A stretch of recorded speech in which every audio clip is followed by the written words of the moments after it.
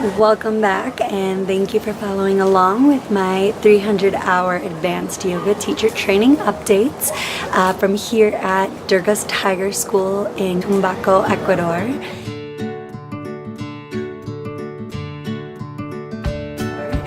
We are actually located on Ilalo, a sacred mountain here in Tumbaco that is known to be on top of a bed of lava underneath. It is not a volcano per se. There's no outlet for the volcano, the volcanic lava, but it is underneath us here on this mountain. So it's a sacred place, a beautiful space for this yoga teacher training and all of the beautiful things that we are doing here at Durga's Tiger School. I am officially halfway through my 300-hour yoga teacher training here, and I'm still having just such a wonderful experience. I'm in better health, which is awesome.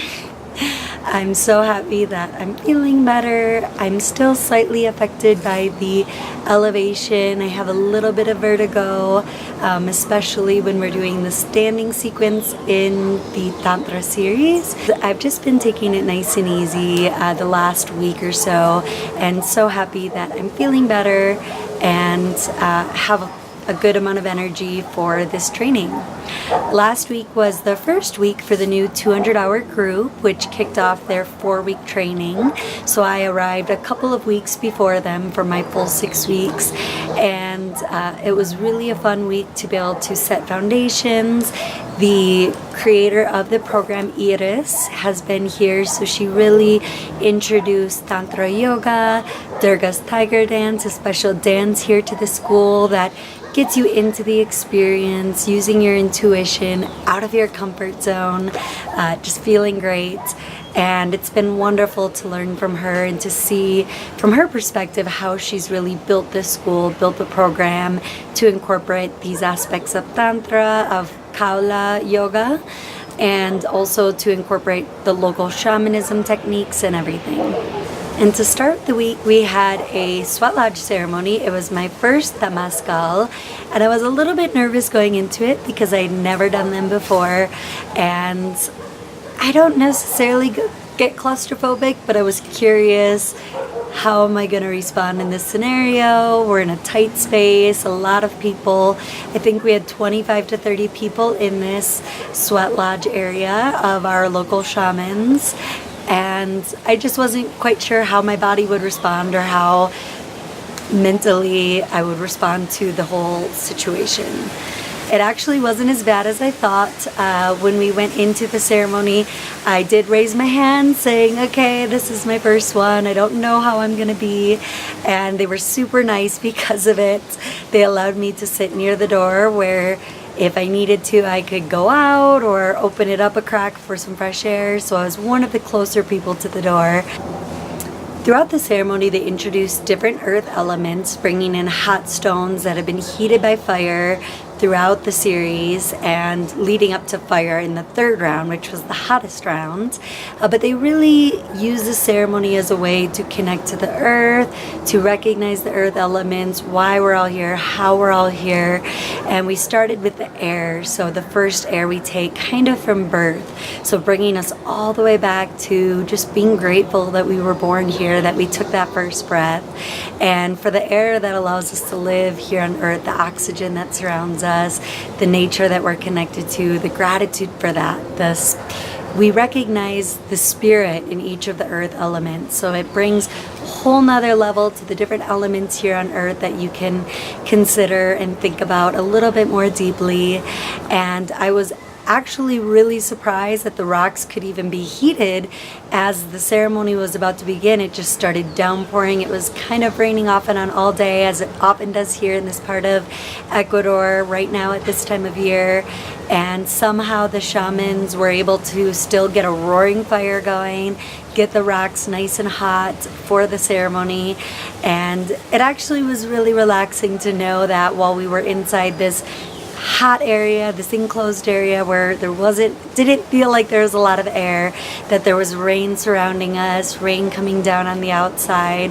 I could even touch the ground and feel the moisture from outside, and it really helped to soothe me as I was a little uncomfortable going into the ceremony for the first time. It was wonderful. The shamans made me feel so comfortable. Tati and Ruben are the shamans we work with a lot here at the school. They had it right at their home.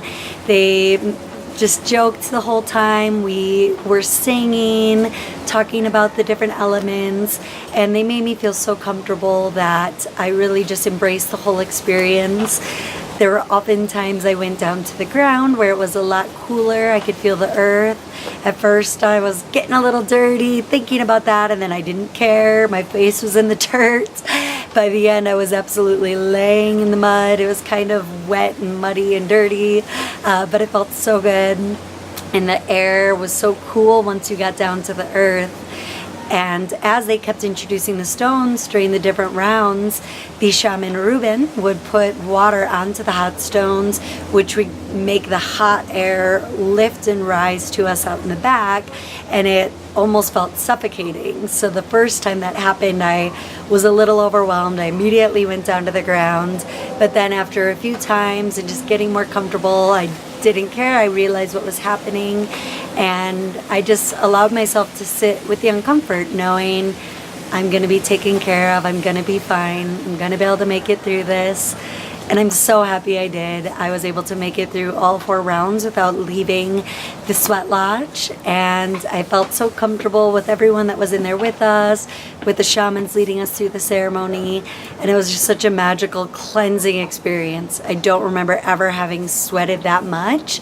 Even in a sauna, I was just literally dripping absolutely everything out of me, and it was just the absolute best cleanse that I could have asked for going into my 3rd week here in the program, and another challenging yoga schedule, a challenging study schedule, but it felt so great and cleansing, and I'm so happy and would recommend doing a temazcal to anyone who asks.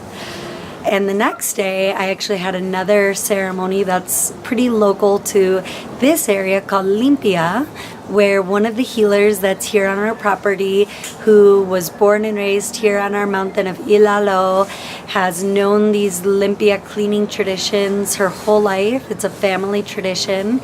We build a bonfire, and she collects different herbs and puts them into a bundle, and the first night of the cleaning, she uses these kind of more bitter herbs to scrape your entire body. It's a soft scrape, but she runs them over your entire body and says her blessings on you while she's doing it. You can go in with an intention as well for what you would like to get out of the ceremony, and she just does this beautiful work of clearing out whatever's no longer serving you, and starts with those local herbs to here. She actually explained her mother goes at 2 in the morning twice a week to the top of the mountain here to collect these local herbs that have been growing here forever, for as long as they've known, and brings them all into a bundle to do this cleansing ceremony. And then she takes alcohol and she sprays you with alcohol in the front and the back as another cleansing method. And then after that, she uses smoke. So smoke from tobacco, again, another master plant they consider here a medicinal plant. It grows in this area. They use that to clear out any energy that no longer needs to be with you. And in addition to using the traditional tobacco smoke, they use Palo Santo, sage, other local herbs to just blow over you, blow over your body, cleanse you. And then finally they end with rose petals and putting those all over your body in order to add some sweetness to the mix.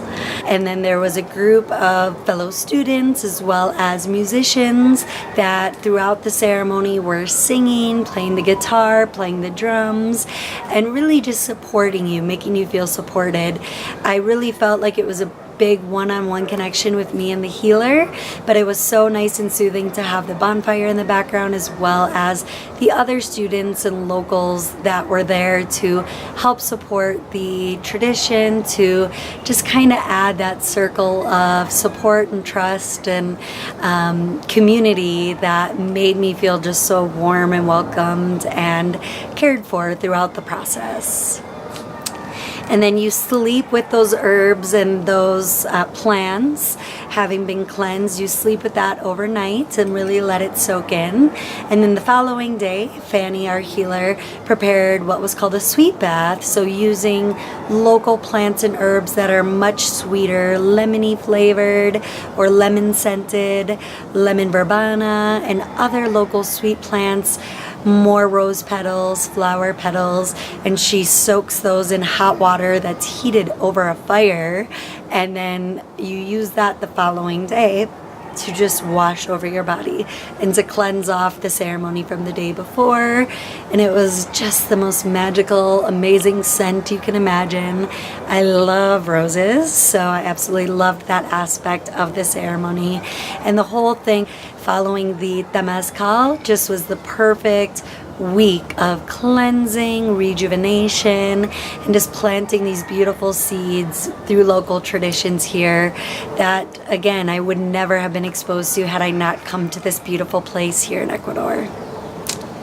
And then we had a full week of classes, with it being the first week for the next 200-hour group. So a mix again of the Tantra Yoga, the Shamanism, and then I was also introduced to the Shamanic Clowning, which is a class where we do a lot of play. We really tap into our inner child and have fun. We get out of our comfort zone.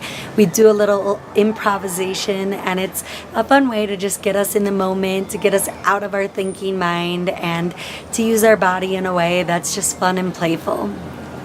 And on the weekend, I planned a trip for about 14 of us to go to Kela Toa, which is a lake that was formed by a volcanic eruption about 600 years ago.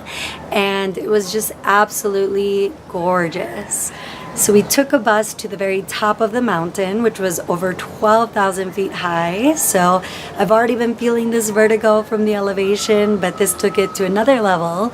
But luckily I was feeling great that day. We had a nice meal on the way up, and I felt very prepared for the experience. And we hiked down about 30 minutes to, you go from the top of this tall mountain down to this crater, and there's just this beautiful bluish green lake that was formed after this volcanic eruption that now is just a local site that people will hike. They'll go enjoy the day. Once we got to the bottom, we rented kayaks and kayaked for about an hour over this sparkly bluish green water. So magical and beautiful. The second me and Brett, one of the other girls here in the program, went out on our kayak, it was as if all other kayakers disappeared, and like we were in our own little world in the middle of this magical lake. And I really felt like if the Loch Ness Monster lived anywhere, it would be here in this beautiful spot, because it just was like something out of a fairy tale. And then the way up was the hard part, 918 feet in about an hour. So immediately the second you start walking, it's like short of breath. My chest was tightening up, but just took the time, and luckily anytime I needed a break, you could turn around, enjoy the view. And if you needed to, there were mules that you could take up the mountain for about $10. So a few people in the group did do that, but I wanted to challenge myself and really do the hike on my own, and just didn't mind stopping to enjoy the view on the way up. And that wraps my middle point here at Durga's Tiger School in my advanced teacher training. I look forward to what the next 3 weeks has to bring from an education standpoint, from an experience standpoint. We have a plant medicine ceremony coming up, so stay tuned for more information about that.